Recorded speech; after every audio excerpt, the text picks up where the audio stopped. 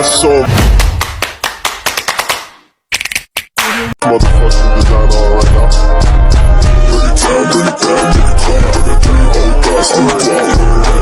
Di sini sebelumnya aku perkenalan diri dulu ya Mbak. Nah, perkenalkan aku Amelina dan juga teman-teman kelompok aku ada Wahyu Himaya, Alfi Anissa dan juga Umi Fanis. Nah, di sini aku mau minta izin nih untuk mewawancarai Mbak terkait dengan tugas kuliah kami dengan mata kuliah kewirausahaan. Jadi kita di sini mau mewawancarai Mbak tentang wirausaha. Nah, kalau boleh tahu nama Mbak sendiri siapa Mbak? Nama saya Lisa Vitasari, biasa dipanggil Lisa. Oke Mbak Lisa. Nah, untuk wirausaha Mbak sendiri itu tentang apa Mbak? Di sini saya berwirausaha, sebenarnya bukan wirausaha tetap ya, maksudnya kayak sampingan aja. Itu seputar apa ya namanya? Gift, usaha gift atau kado-kado buat wisuda, terus bisa ulang tahun kayak gitu. Nah, di sini saya lebih cenderung membuat produk bunga dari balon. Oh begitu. Nah, kalau boleh tahu nih Mbak, apa sih yang mendorong Mbak untuk melakukan usaha ini? Sebenarnya saya kan punya kerja utama kan, kerjanya itu kantoran. Nah, kalau kerja kantoran kan cuma 8 jam tuh. Nah, sisa 8 jam biasanya kalau udah sampai kos tuh bingung mau ngapain, bosen, terus coba-coba aja usaha apa ya sekiranya yang menghasilkan buat tambahan kayak gitu. Nah, di situ pas kemarin pandemi itu kan kita kan cenderung lebih sering pegang HP kan, lihat TikTok, lihat Instagram, terus lihat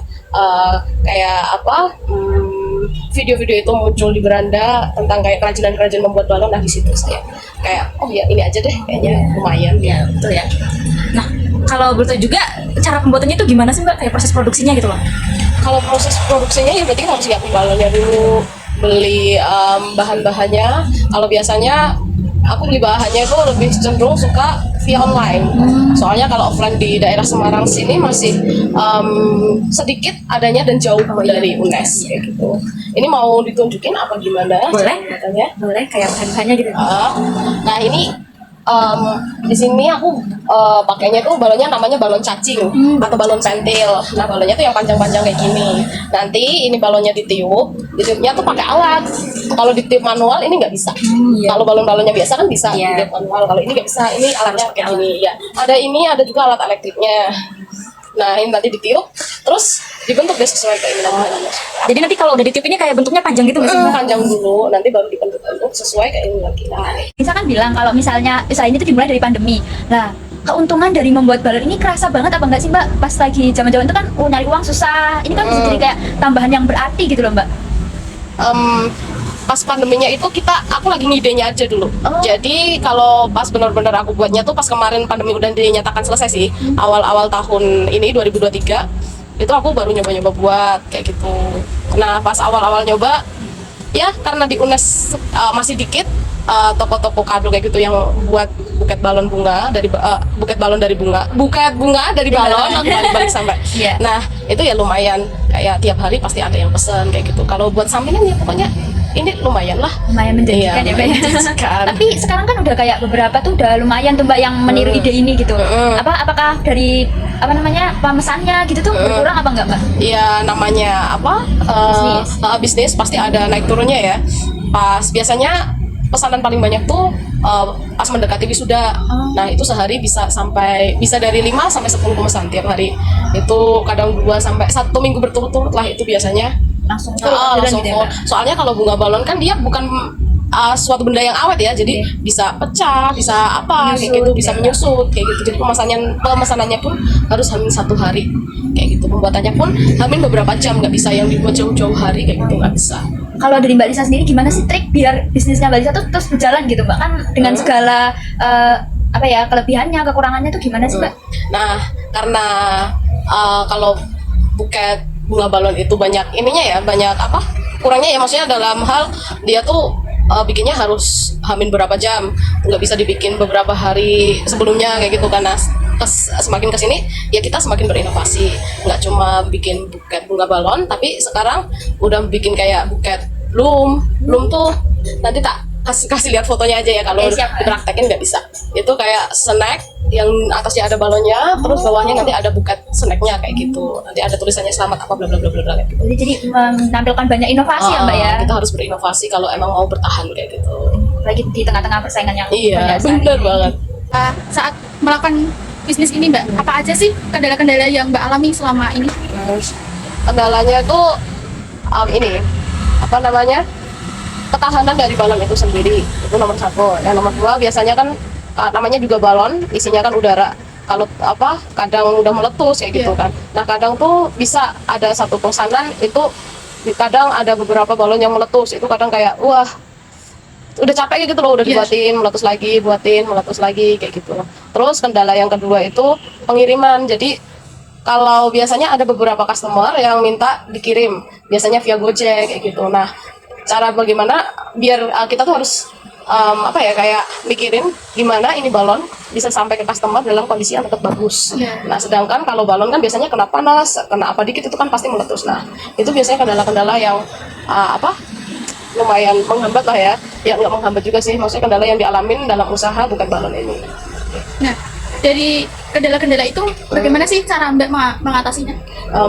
Mengatasinya itu ya biasanya kalau balon yang sering meletus kayak gitu, kita biasanya kalau aku biasanya atasinya dengan kayak lebih lihat tekanan udara di dalam balonnya tuh kayak gimana, kekencangan apa enggak. Nah untuk yang packing pengiriman biasanya diakalin dengan sekarang dipakai plastik yang gede, jadi balon pesanan customer nanti dimasukin ke dalam plastik. Nah itu biasanya sedikit banyak mencegah biar balon nggak meletus sampai ke tangan customer.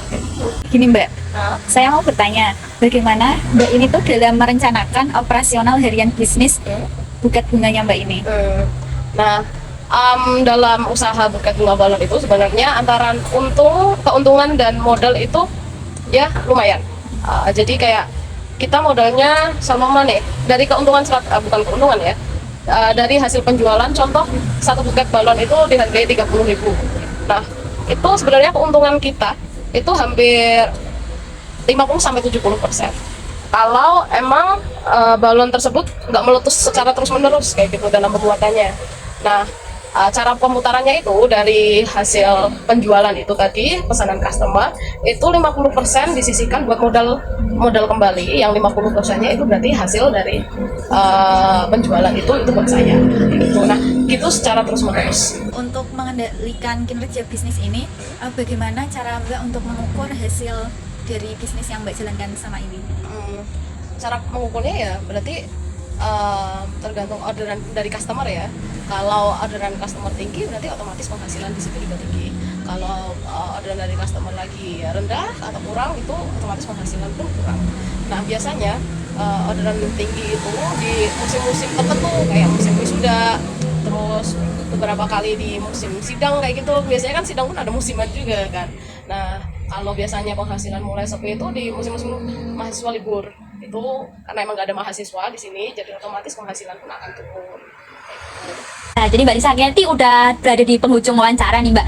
Apa boleh gak sih Mbak, kayak mungkin dari Mbak Lisa sendiri mau mencontohkan nih gimana sih caranya atau langkah awal nih buat membuat buket ini? Oh boleh, kita contohin ya di sini ya.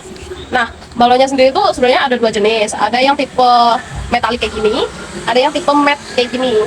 Nah kalau metalik nanti tuh jadinya kayak glossy kayak gitu. Kalau matte itu ya jadinya matte biasa. Oh, lebih pada perbedaan iya, bahannya ya Mbak? bahan dan warnanya iya.